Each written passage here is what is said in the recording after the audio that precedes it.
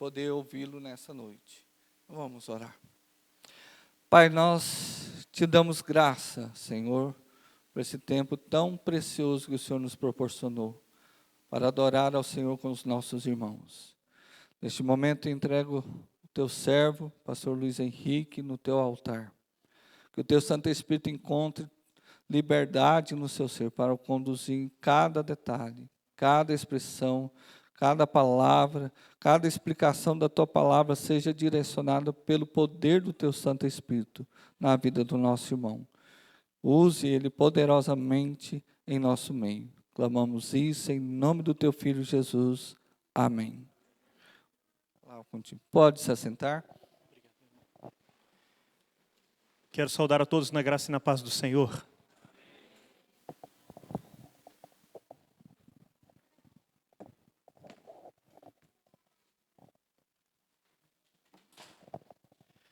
O pastor Gianni já começou a apresentação. Meu nome é Luiz Henrique, eu sou pastor da 4ª Igreja Presbiteriana de Maringá. Caminho de braços dados com o Instituto Bíblico Maranata há bastante tempo. Alguns frequentam minha casa aqui, né, Wagner? Alguns da minha casa já vieram para cá. Muitos da nossa igreja já foram daqui. Eu já pastoreei gente que se formou aqui, estudou aqui. Rutinha já morou lá em casa durante um tempo, quando foi fazer o estágio de conclusão de curso dela. Ela o fez na nossa igreja, foi um privilégio para nós.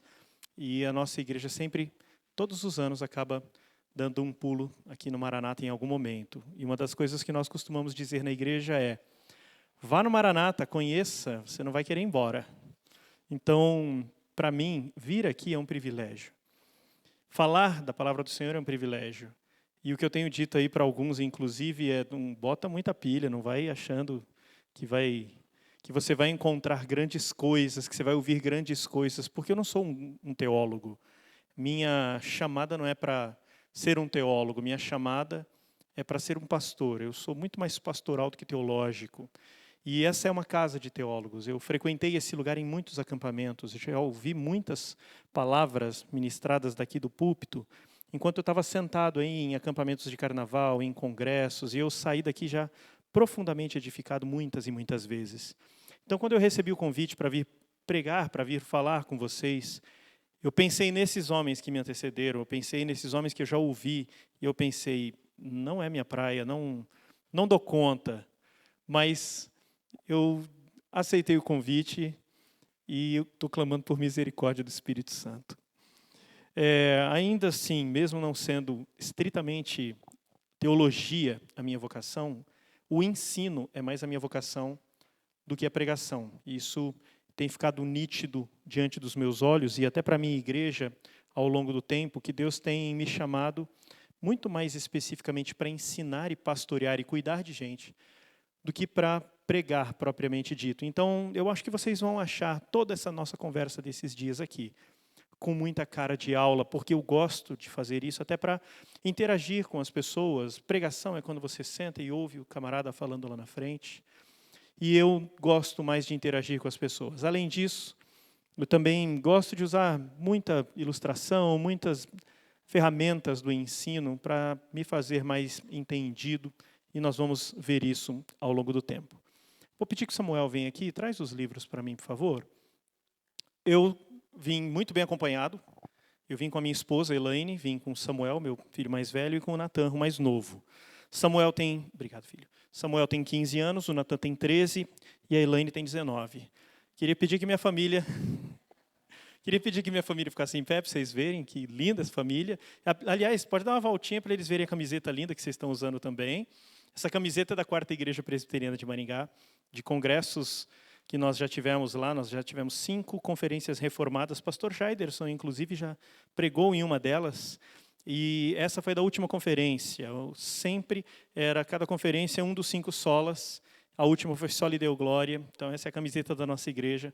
Conversando com o Omar e Ruth, eles me disseram que eu poderia trazer alguns livros da nossa livraria. Eu sou pastor de teologia reformada, nossa igreja de linha reformada, e eu trouxe alguns livros de teologia reformada, de linha reformada, livros como do pastor Leandro Lima, um dos maiores nomes de Apocalipse no Brasil hoje. Eu vou citá-lo, inclusive, na pregação, não lembro se de hoje ou de amanhã. algumas coisas que são bem específicas do presbiterianismo e daquelas doutrinas que nos distinguem dos batistas, por exemplo, como o batismo por aspersão ou o batismo de criança. Ah, pastor, você veio trazer isso aqui em um local que é eminentemente batista? Sim, claro, vocês têm que conhecer os dois lados. Vocês precisam, assim como eu, quando fui no seminário, eu precisei, por exemplo, estudar pentecostalismo, que, apesar de ser casado com uma filha de pastor assembleiano, eu nunca havia pisado dentro de uma igreja pentecostal, até começar a namorar com uma moça pentecostal. E eu precisei estudar a fundo para conhecer, e não só isso, mas a própria igreja batista, a igreja católica. Meus irmãos, eu entrei em centro de macumba. Foi uma das aulas que eu tive que fazer um trabalho sobre umbanda e macumba. E eu fui num centro de macumba para assistir, eu não tinha ideia do que era, o que as pessoas iam fazer lá. Eu tive que fazer isso até. Então, o que tem você estudar uma doutrina presbiteriana? Aposto que nós somos muito menos nocivos do que a umbanda e o candomblé, tá bom? Alguns clássicos, John Bunyan, por exemplo, Peregrino. Depois da Bíblia, esse é o livro mais vendido do mundo. E outros teólogos de bastante renome, Sproul, por exemplo, Sproul, ícone da teologia, inclusive. Alguns eu trouxe de áreas distintas. Eu apresentei aí áreas de aquecer o coração, áreas de falar com você profundamente na sua espiritualidade, áreas um pouco mais teológicas, áreas de escatologia, por exemplo, e história da igreja. O Francisco Leonardo, como ele é chamado no Brasil, ele é o sogro, ele foi reitor do Seminário Presbiteriano no Nordeste, ele é o sogro do reverendo Augustus Nicodemos Lopes, e ele escreve acerca de igreja e Estado no Brasil holandês. Ele é holandês e veio morar no Brasil para ensinar os crentes brasileiros a amarem o Senhor. E ele, então, entende muito dos dois lados, de Holanda e de Brasil. Escrever um livro sobre isso, para ele, é algo muito mais cheio de detalhes do que se um brasileiro fosse escrever acerca disso. E eu trouxe o dele e eu trouxe do genro dele. Também, reverendo Augustus Nicodemos, falando acerca de uma igreja complicada, a natureza do ministério cristão e a unidade da igreja, de acordo com 1 Coríntios de 1 a 4. Trouxe da área de história da igreja um livro do Robert Nichols, um camarada famoso e forte na área da teologia, inclusive. E se você tem filhos, eu trouxe alguns títulos também, aliás, bastante títulos na área de educação de filhos, na área de formação de casais que estão querendo começar a educar, a formar sua família. Eu trouxe, por exemplo, o Ted Tripp. O Ted e o Paul são dois irmãos. Um escreve mais para casais e um pouco sobre adolescentes, e o outro escreve focado especificamente em criança. O Paul Tripp, especificamente, um livro dele chamado Desafio aos Pais, 14 princípios do Evangelho, que podem transformar radicalmente sua família. Além disso, um livro, A Criação dos Filhos no Poder do Evangelho, de William Fairley. O modo como o Evangelho molda e transforma a educação de filhos. Tem muita coisa a mais, tem umas 3 ou 4 camisetas como essa, é o rapa do tacho, está acabando. E a gente está logo ali do lado das outras coisas que estão vendendo lá, né? Camisetas, livros e etc, etc. Ok? Se você quiser passar lá, vai ser uma alegria para nós poder acudir. Uma coisa que eu lembro muito bem de quando eu estudava era a alegria que eu tinha quando chegava gente de fora, trazendo literatura diferente daquela que eu sempre via no ambiente em que eu estudava. Então, era um refrigério, era uma forma de eu ir buscar mais literatura além daquelas que os nossos professores indicavam. Feita essa propaganda aqui, trago um abraço da 4ª Igreja Presbiteriana de Maringá para vocês. Uma igreja que está com saudade. Aliás, eu tenho que entregar algumas encomendas que a SAF, a Sociedade Feminina da nossa igreja, nos pediu para trazer até aqui. Então, por gentileza, não me deixem ir embora. Eu acho que é a Sol que vai ter que pegar, não sei exatamente com quem. Então, por favor, aí quem está acostumado a receber essas doações da 4ª Igreja, não me deixem ir embora sem entregar, tá bom? Vamos falar então sobre a nossa conversa aqui. Qual que é o versículo-chave nosso dessa conferência? E o que diz João 15,16?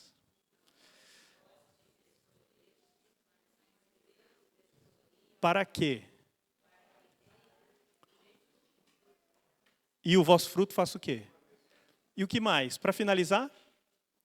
Difícil, né? É o nosso versículo tema da nossa primeira conversa de amanhã. Hoje eu não vou passar por ele, Mas na nossa primeira conversa de amanhã, eu vou até trazer a camiseta com o versículo aqui, para tirar fotinho bonitinho, e a gente vai falar sobre esse versículo. No entanto, já que nós estamos falando de escolhidos, então nós vamos olhar 6 conversas acerca de como se dá essa escolha. Hoje nós vamos conversar especificamente acerca de escolhidos para conhecer. A nossa conversa de hoje vai falar que Deus decidiu nos fazer conhecê-lo. Amanhã de manhã nós vamos falar acerca de escolhidos para salvação, e aí sim vamos usar o texto de João 15:16 junto com Gênesis 12. Aliás, eu vou sempre tentar andar com um pé no Antigo Testamento e o outro no Novo Testamento, já que não vai ser tão caro assim de pregação, não vai ser uma pregação expositiva, por exemplo, em que eu olho um texto e falo, assim aconteceu isso, em primeiro lugar, veja, o texto diz tal coisa, em segundo lugar, o texto diz tal coisa. Não, vai ser mais com cara de uma aula que nós vamos passear pelo tema, e não especificamente no texto, tá bom? Dito isso, então, explica-se por que eu vou usar sempre um texto do Antigo Testamento e um texto do Novo, com exceção da penúltima pregação. Depois, amanhã à noite, domingo à noite, nós vamos falar acerca de escolhidos para testemunhar. Na segunda-feira pela manhã, escolhidos para santidade. Na segunda-feira à noite, eu reconheço que não vai ser muito apetecível para alguns. O tema é escolhidos para sangrar. Você acha que Deus te chamou para quê?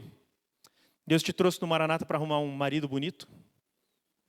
Uma esposa prendada? E aí? E aí ele vai te mandar sangrar pelo Evangelho. Vamos conversar sobre isso na noite da segunda-feira. Por fim, na manhã da terça-feira, nós vamos encerrar afunilando um pouco. Até então, as 5 primeiras conversas, elas vão ser bastante genéricas. Todos os que conhecem a Cristo, que são chamados para Ele, são escolhidos para essas coisas, para o conhecer, para serem salvos por Ele, para testemunharem acerca dEle, para serem santos e para, se necessário, sangrarem pelo Evangelho. Mas existem alguns, e somente alguns, que recebem um chamado a mais, um chamado especial, que é o chamado de pastorear. Portanto, escolhidos para pastorear é o tema da nossa última conversa. Ah, pastor, eu não sou pastor, então eu não preciso vir então na última conversa. Não, não é bem assim. Porque se você não é pastor, então você tem um pastor. Você é pastoreado por alguém, ou pastoreada por alguém. E você precisa saber qual é o chamado de Deus para essa pessoa, a que pastoreia você, até para que você possa ser útil na vida dessa pessoa e para que você possa analisar a si mesmo e dizer, definitivamente eu não sou chamado para ser pastor. Ou então dizer, rapaz, eu achava que eu não era chamado para ser pastor, mas vai ser essa então a nossa conversa, essa a nossa caminhada. Sem mais delongas, vamos olhar para os nossos textos de hoje. Quero sugerir que olhemos para 2 textos. Dessa vez não vamos olhar de testamentos diferentes. Ambos serão no Novo Testamento. Hebreus capítulo 11, versículos 1 e 2. E João, capítulo 1, versículo 18. Vou pedir que você deixe sua Bíblia aberta, porque nós vamos passear bastante por muitos outros textos. E, a princípio, usando esses 2 como base, vamos tentar entender, olhar para a Escritura e entender por que eu digo que nós somos escolhidos para conhecer. Da onde eu tirei essa ideia? Olhe para o texto de João, portanto, capítulo 1, versículo 18, e o texto de Hebreus, capítulo 1, versículo 1.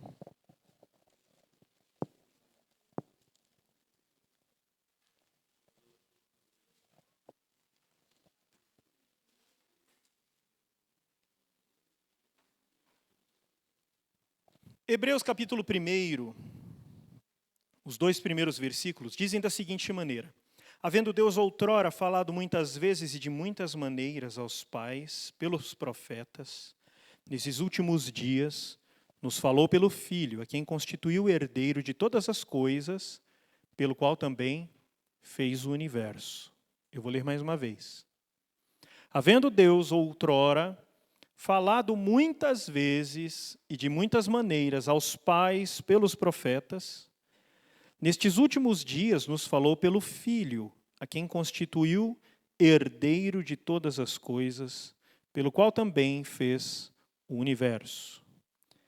E o texto de João, capítulo 1, versículo 18 diz: ninguém jamais viu a Deus.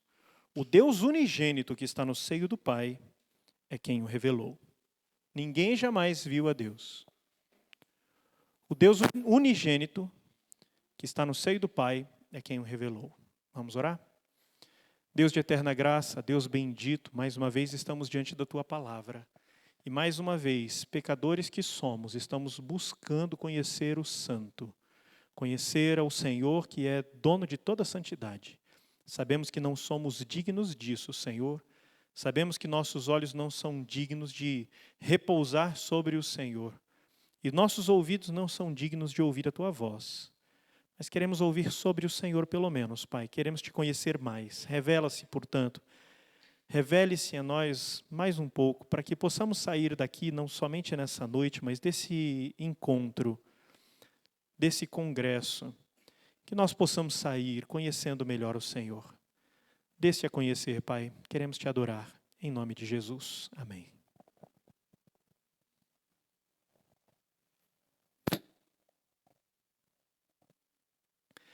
Essa nossa conversa, eu disse que o tema é Escolhidos para Conhecer, mas eu menti.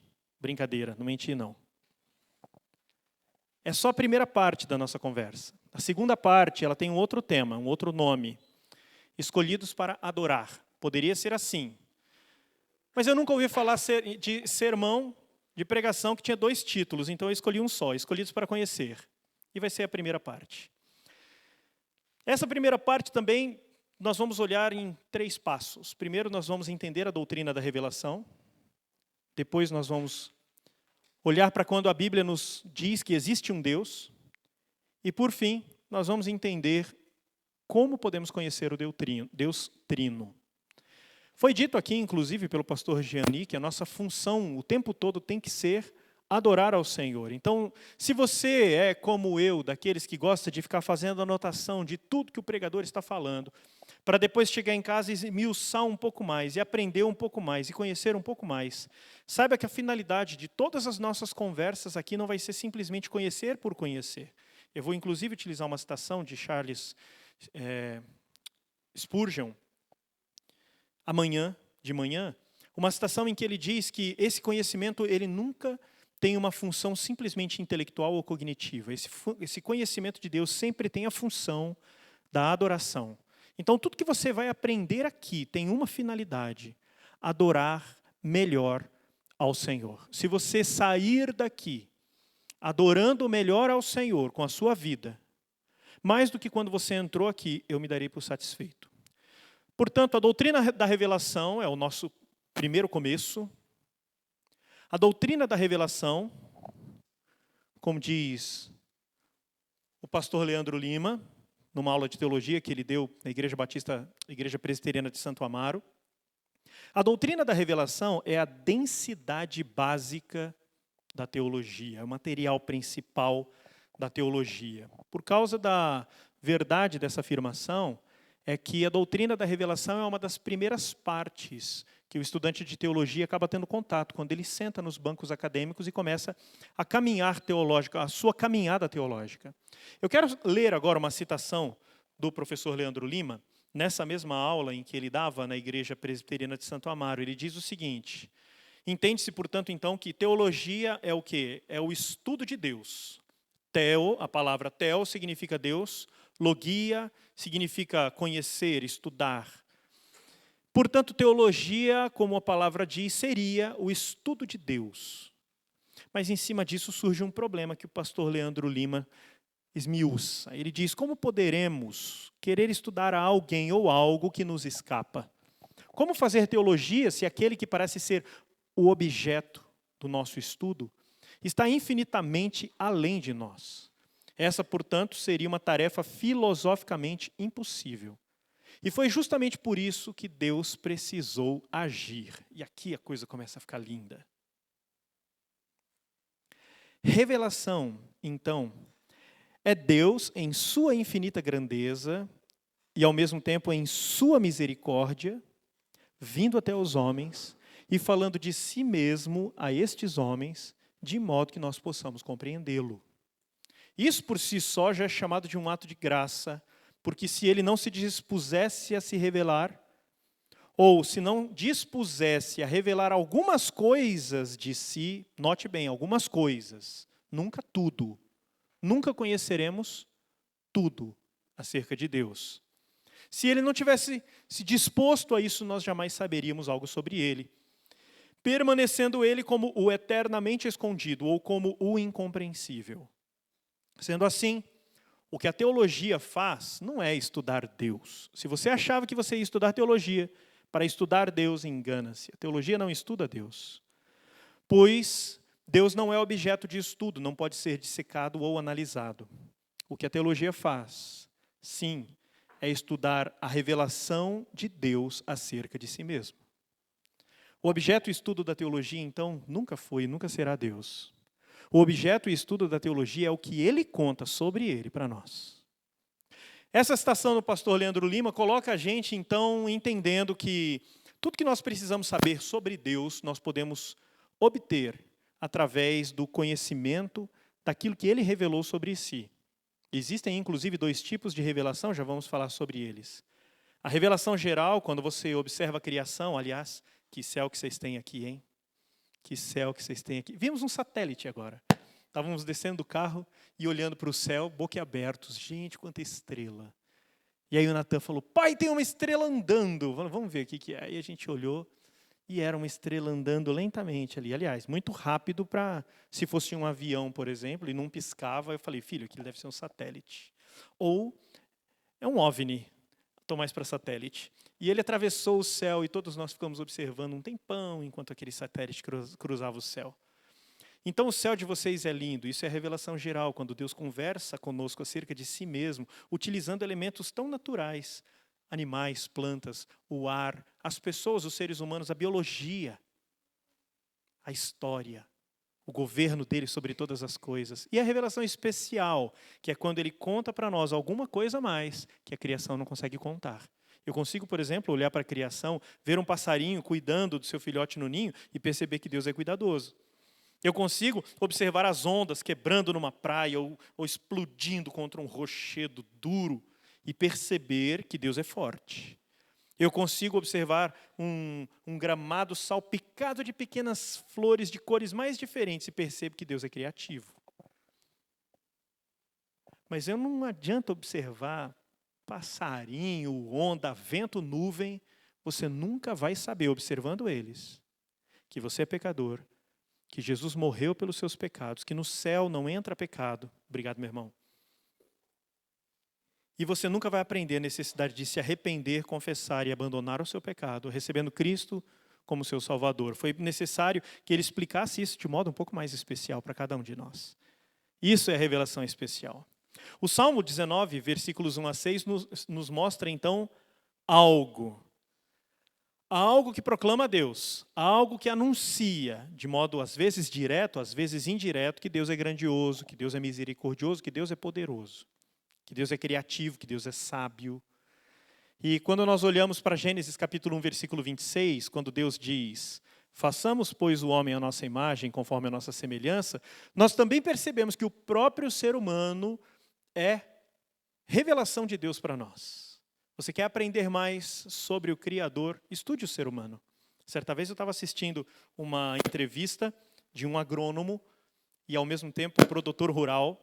E ele, ao ser entrevistado, o entrevistador falou, eu já vi você falar umas 2, 3 vezes o nome de Deus. Você crê em Deus, então? Ele deu risada e falou, você nunca vai encontrar um produtor rural ateu. Olha que legal. Você nunca vai encontrar um produtor rural ateu. Por quê? Porque o objeto de trabalho dele é a criação de Deus. Ele está imerso nisso dia e noite. A criação prega. Ele pode até não saber a necessidade do arrependimento. Ele pode até não saber que ele precisa abraçar a cruz e abandonar seus pecados. Ele pode até não saber que a salvação se dá unicamente, exclusivamente pela fé na pessoa de Cristo. Mas ele sabe que existe um Deus, porque a criação fez muito bem o trabalho dela.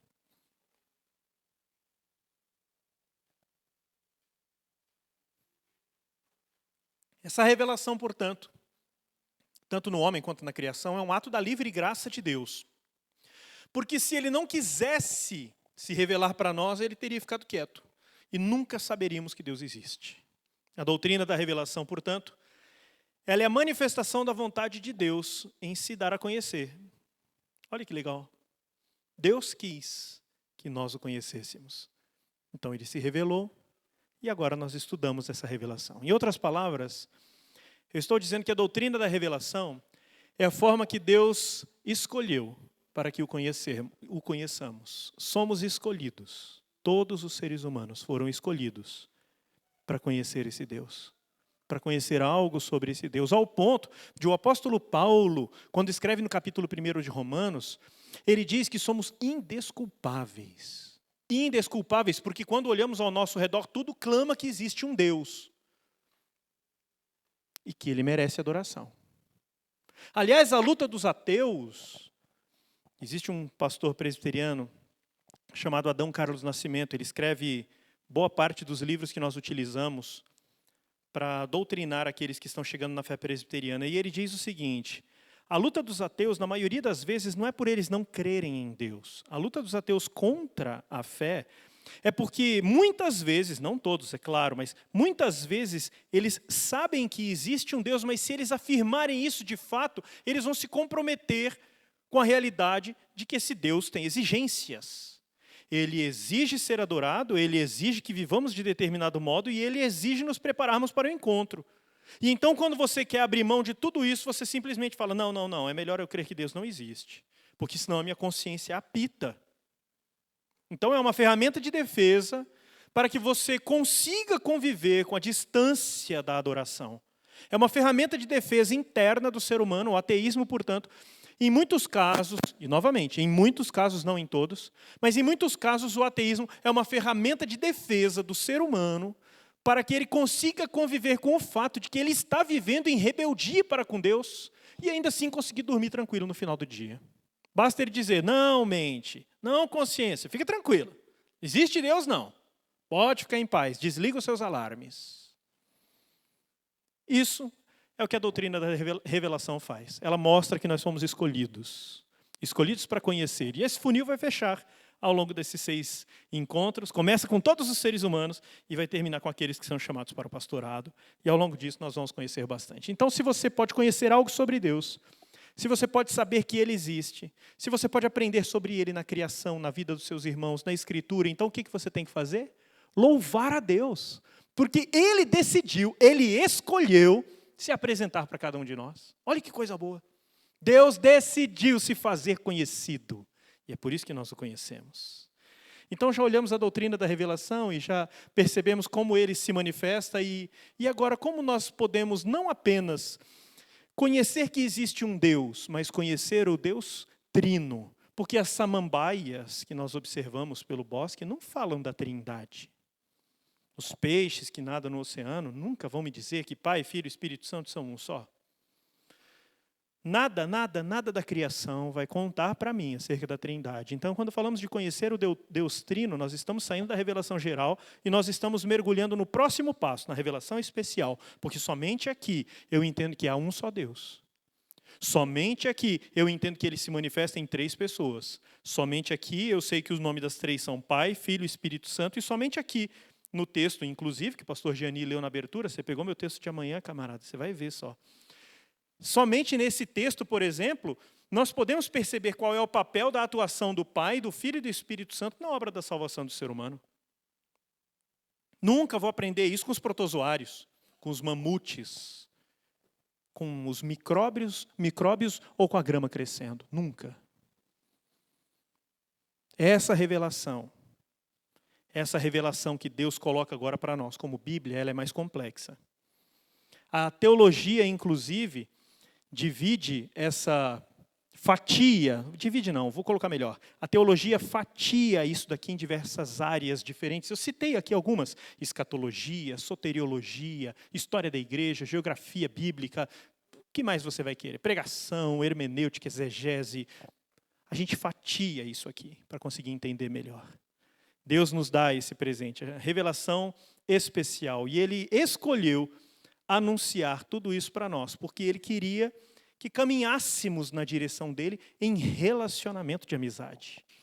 Então, quando olhamos para Romanos 1, versículo 20, quando o apóstolo Paulo diz que somos todos indesculpáveis, nós percebemos que a revelação geral, ela cria sobre um homem um peso que o esmaga, dizendo, você deveria ter adorado como convém, porque Deus é digno disso. Mas quando olhamos para a revelação especial, nós percebemos que esse peso é removido, e ele abre as portas e ele diz, venham, venham e me conheçam, me adoram como eu quero ser adorado.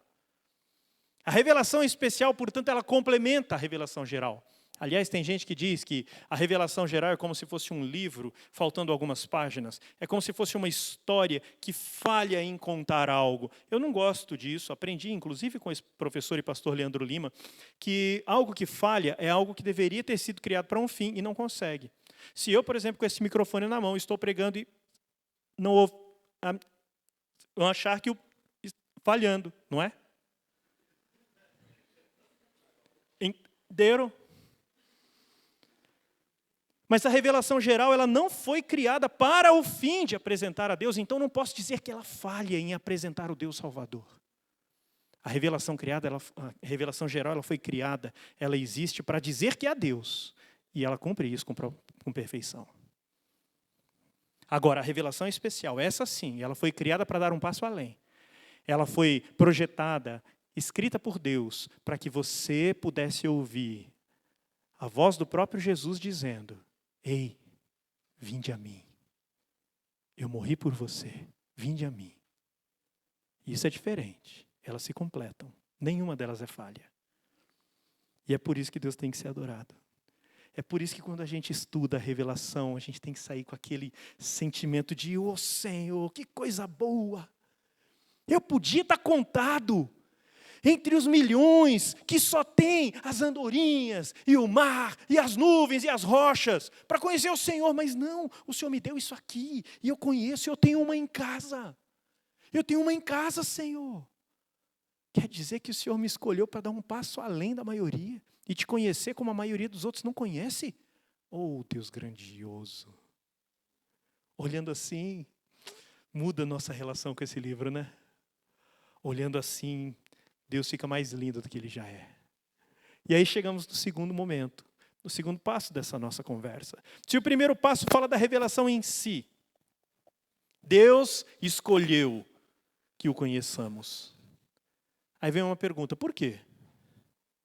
Se você já teve filhos na idade de 3, 4 anos de idade, ou perguntinha bendita que habita os lábios dessas crianças o tempo todo. Por quê? Né? Por quê? Por que, Ruth, Deus se deu a conhecer? Por que Ele quis contar para você o que Ele contou para você? Por quê? Ele quis nos falar acerca do Filho que morreu, acerca do plano de salvação, acerca da eternidade. Por quê?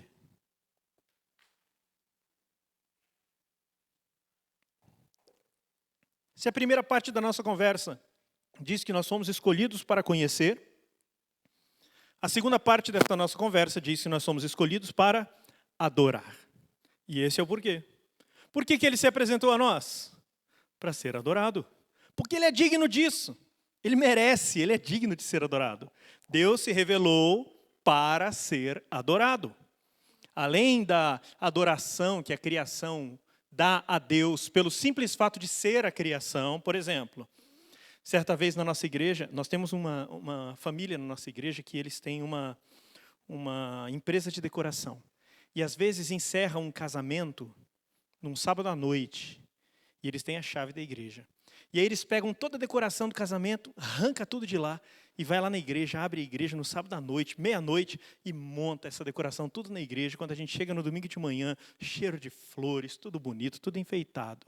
É resto de casamento. Hoje eu comi restaurante no nosso almoço, porque a gente ia vir para cá, tinha que esvaziar a geladeira. Minha esposa falou, vamos lá gente, comam bastante, ajuda a gente a esvaziar a geladeira. Agora, resto de casamenté, eu nunca tinha visto.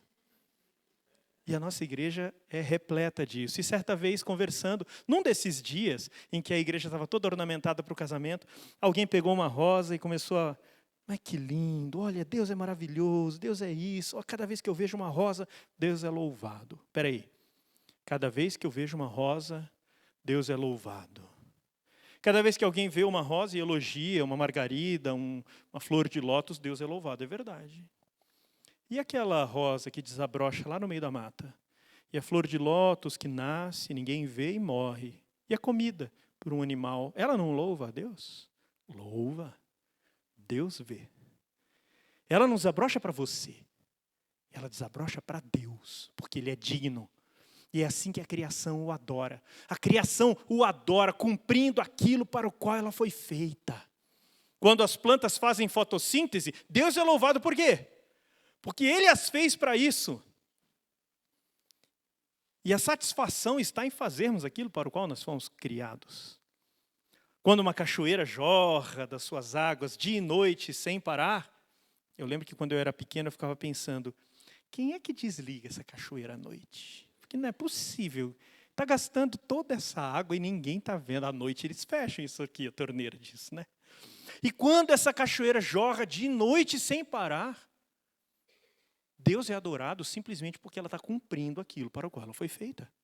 Deus é adorado quando a criação executa aquilo para o qual ela foi feita. Ateus adoram a Deus. Ateus adoram a Deus no momento em que eles acordam, o coração está batendo, o fígado faz todos os metabolismos necessários, o estômago digere, as enzimas trabalham, o sangue carrega os nutrientes pelo corpo, o ar entra nos pulmões, o cabelo cresce, cai, às vezes cai mais do que cresce, mas Deus está sendo adorado em tudo isso.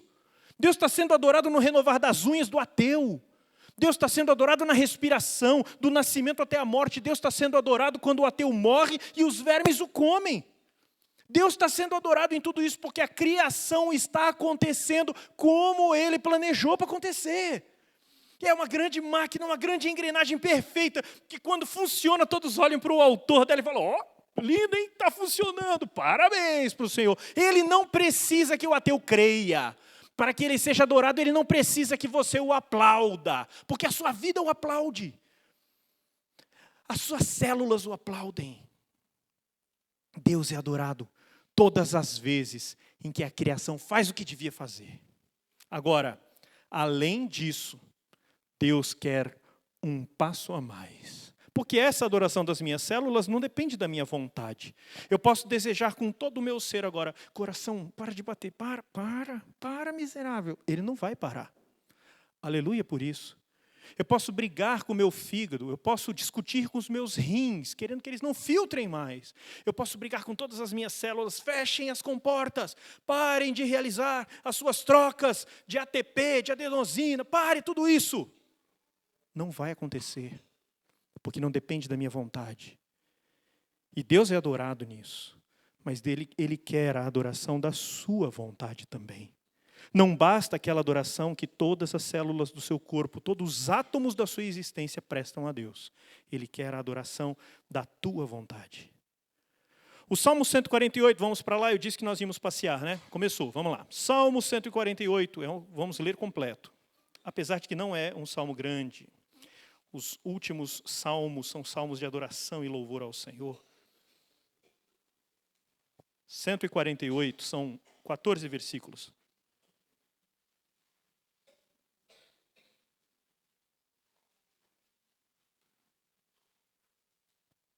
Diz da seguinte maneira, aleluia, louvai ao Senhor do alto dos céus. Presta atenção, eu vou ler, e eu quero que você me diga no final, obrigado, que você me diga no final quem ficou de fora. Quem pode não adorar, tá bom? Vamos fazer isso?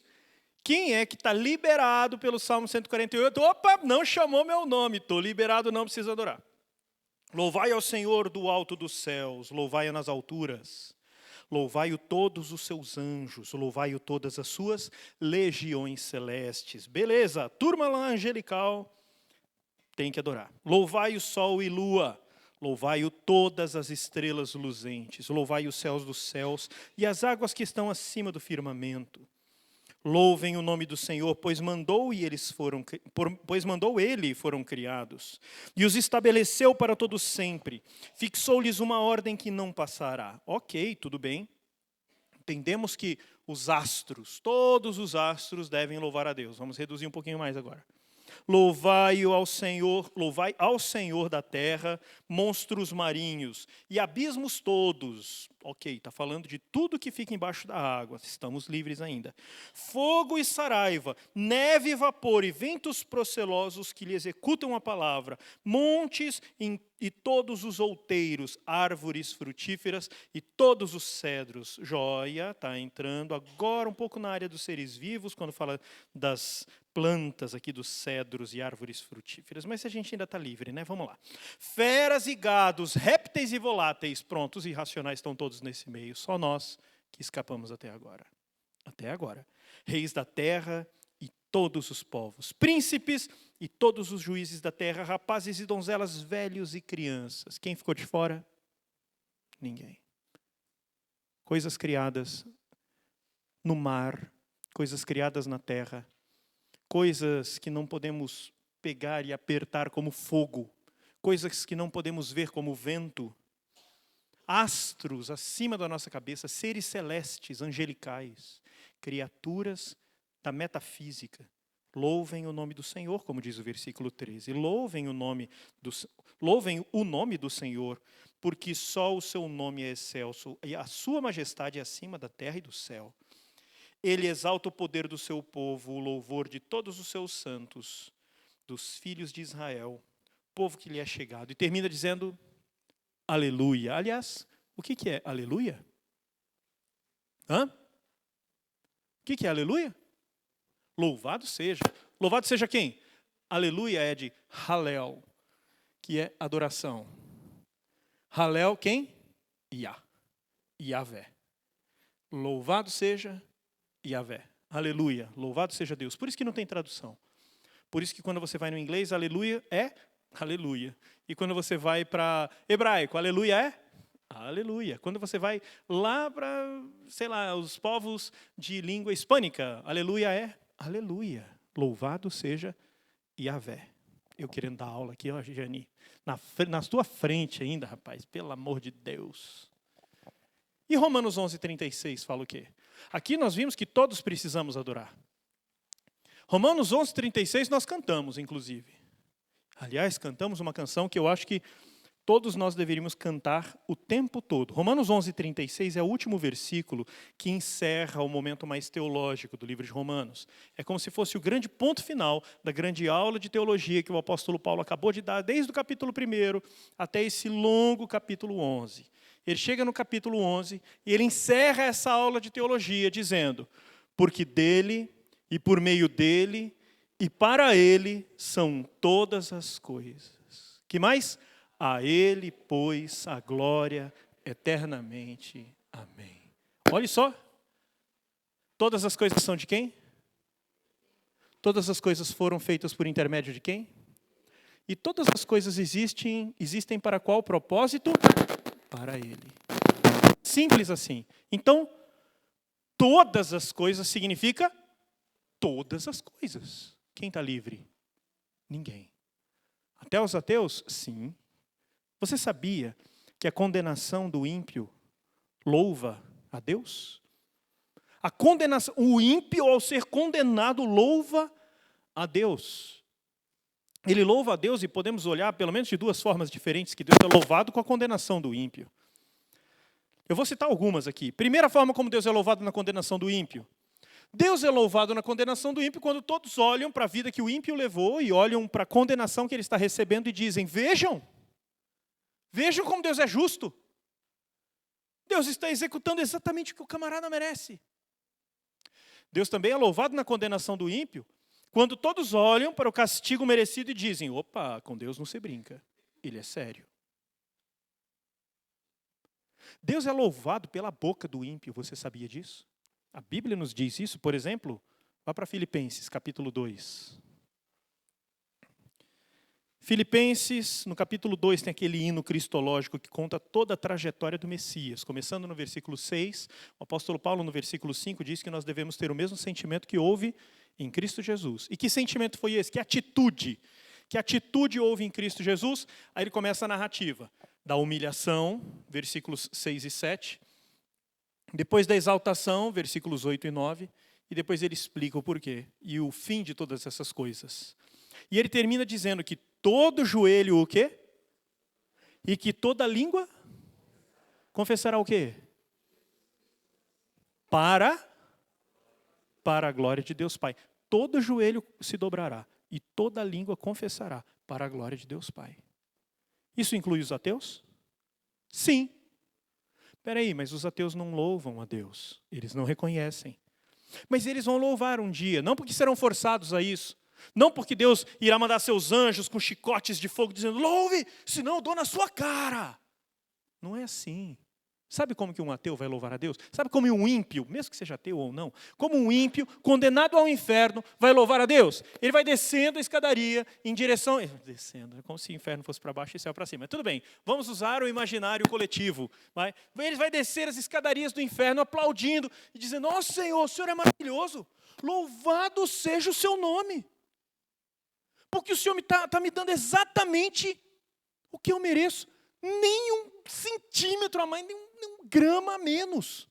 O Senhor é grandioso. Quem conseguiria fazer isso como o Senhor? Eu jamais consigo. O Senhor está de parabéns. O Senhor está me dando exatamente o que eu mereço. Louvado seja o Senhor pela sua justiça.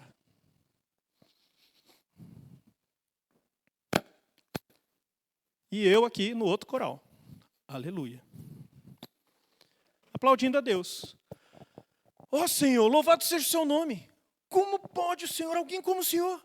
As mesmas palavras. Está percebendo? É o mesmo louvor, é o mesmo. O coral dos salvos e o coral dos perdidos vai estar cantando a mesma canção. O que muda é um pequeno detalhe da letra. Enquanto na adoração dele vai estar, Senhor, quem é como o Senhor? Quem é justo como o Senhor? Louvado seja o seu nome pela sua justiça. O Senhor está me dando exatamente o que eu mereço. Aqui, esse coral vai dizer, ô Senhor, quem é como o Senhor? Quem é semelhante a ti? Louvado seja o Senhor pela tua misericórdia. Porque o Senhor está me dando uma salvação que eu não mereço. Eu merecia estar lá com ele, mas aprove o Senhor me escolheu e me salvou. Louvado seja o Senhor pela sua misericórdia. Por que é que você foi chamado para conhecer? Porque Ele é digno de adoração. Você foi chamado para conhecer, porque você foi convocado para adorar. Perguntinha básica. Levanta a mão, quem ama a própria mãe. Esta fácil. Levanta a mão, quem ama a minha mãe. Oh! Você não ama a minha mãe não, velho? Oxi, estou ofendido. Por que vocês não amam a minha mãe?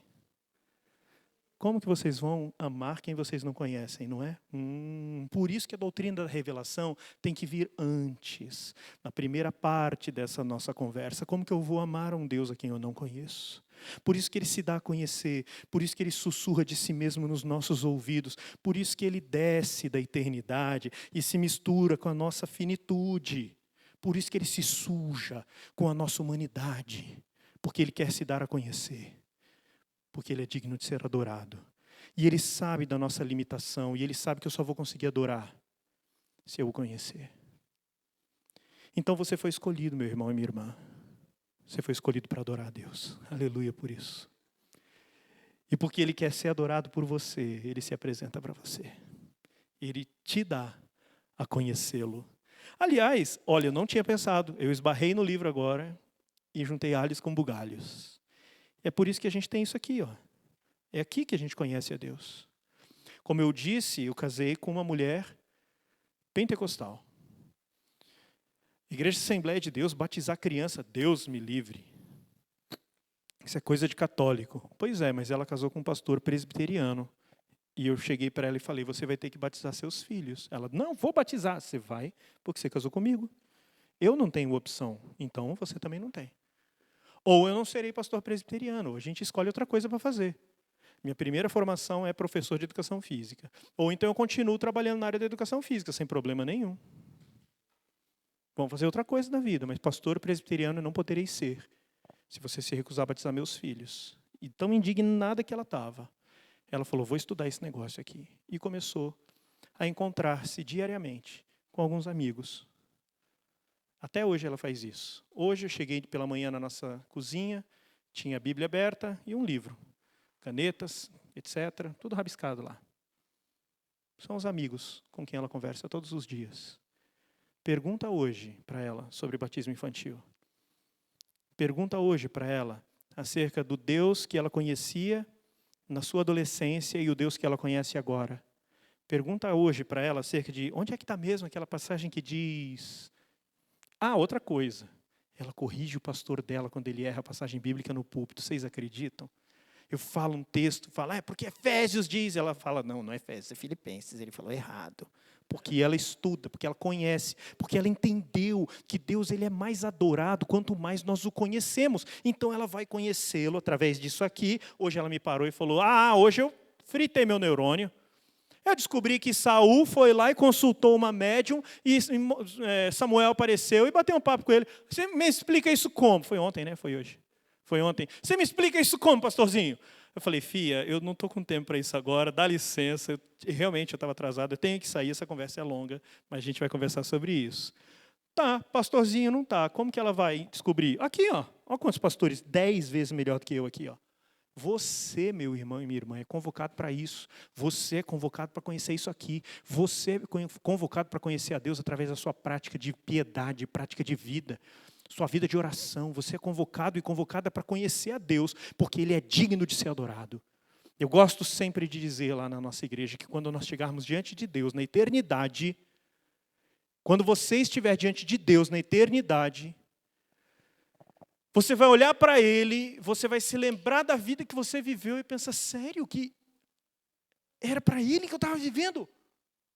Se eu soubesse, Ele era digno de tanto mais. E Ele é. Ele é digno de muito mais. Você foi escolhido, você foi escolhida para adorá-lo. Você foi escolhido, você foi escolhida para conhecê-lo. C.S. Lewis, aliás, não temos nenhum livro do C.S. Lewis hoje aí. C.S. Lewis tem uma frase que eu amo. O louvor é produto do espanto. Aí o Wagner chega lá em casa, ele gosta de filar boia lá com a gente.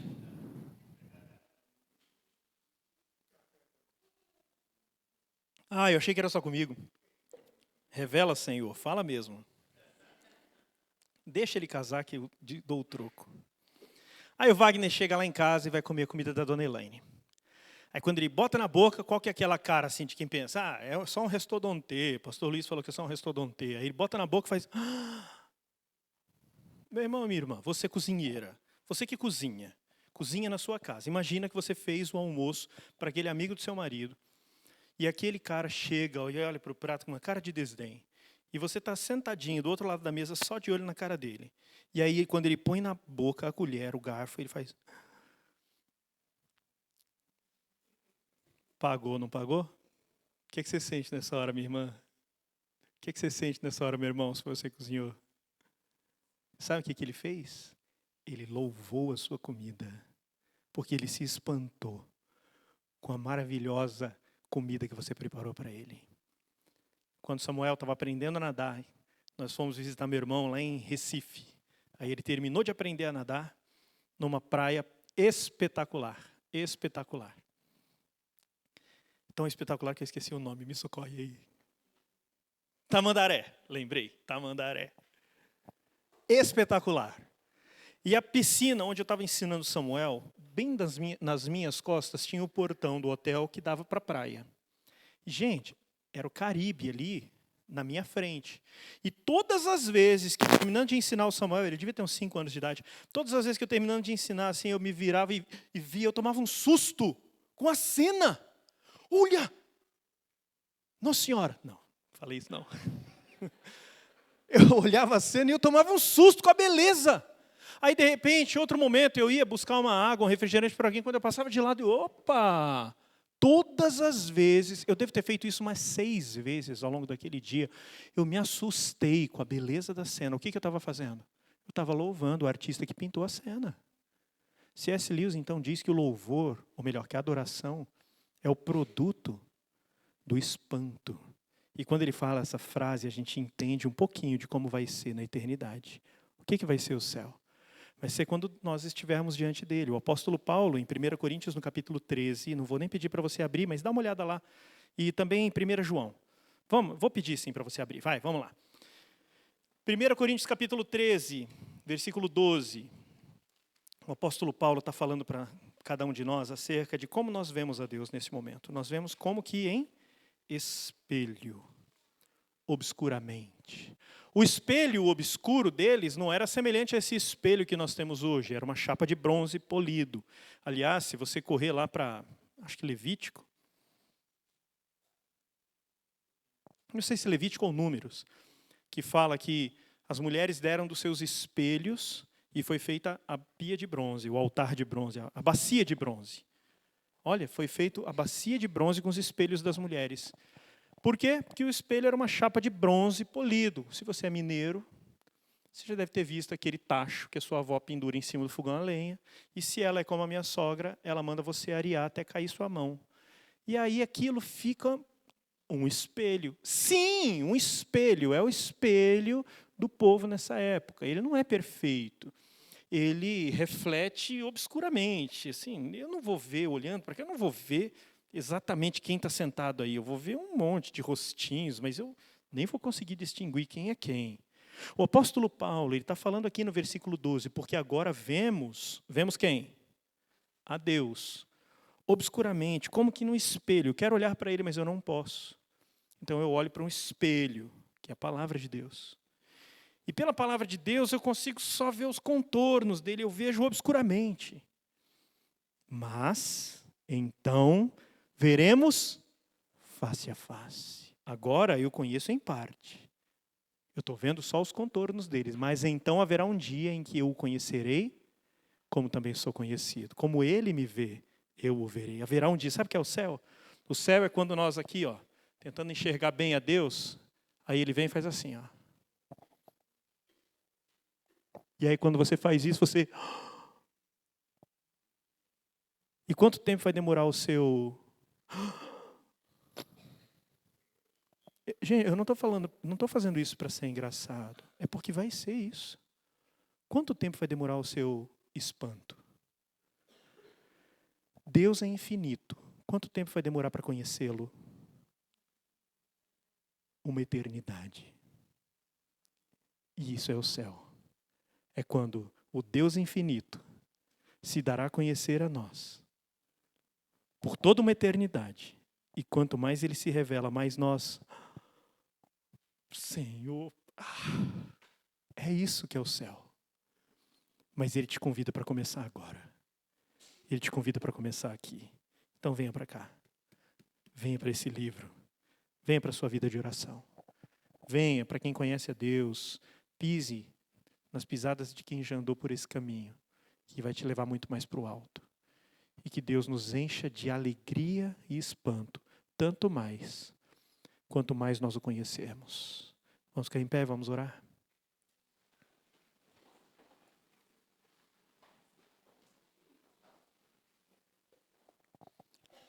Deus de eterna graça, Pai maravilhoso, bendizemos ao Senhor, porque o Senhor é grandioso, Pai. Nós te louvamos porque aprove ao Senhor se dar a conhecer a nós. Muito obrigado. Muito obrigado porque o Senhor vem a nós do alto da tua grandeza e se envolve com a nossa miserabilidade, se envolve com a nossa pequenez. Muito obrigado, Senhor, porque o Senhor não se incomoda em se envolver com a nossa finitude, com as nossas limitações. Muito obrigado, Senhor, porque o Senhor se acomoda à nossa linguagem, se acomoda ao nosso jeito de te entender e fala a nossa língua, Senhor. E se apresenta para nós todos os dias. E mesmo quando nós não adoramos como o Senhor é digno de receber adoração, mesmo quando nós falhamos então nessa adoração, ainda assim o Senhor segue sendo Deus. O Senhor segue governando, o Senhor segue sustentando, o Senhor segue provendo, o Senhor segue nos perdoando. Muito obrigado, Senhor. Que o Senhor se dê dia após dia a conhecer cada vez mais, porque nós temos percebido, Senhor, nós temos percebido que nós fomos escolhidos para te conhecer e fomos escolhidos para te adorar. O Senhor é digno disso, Senhor, e de nada menos do que isso. Bendito seja o seu nome para todo sempre. Amém. Pastor Geni.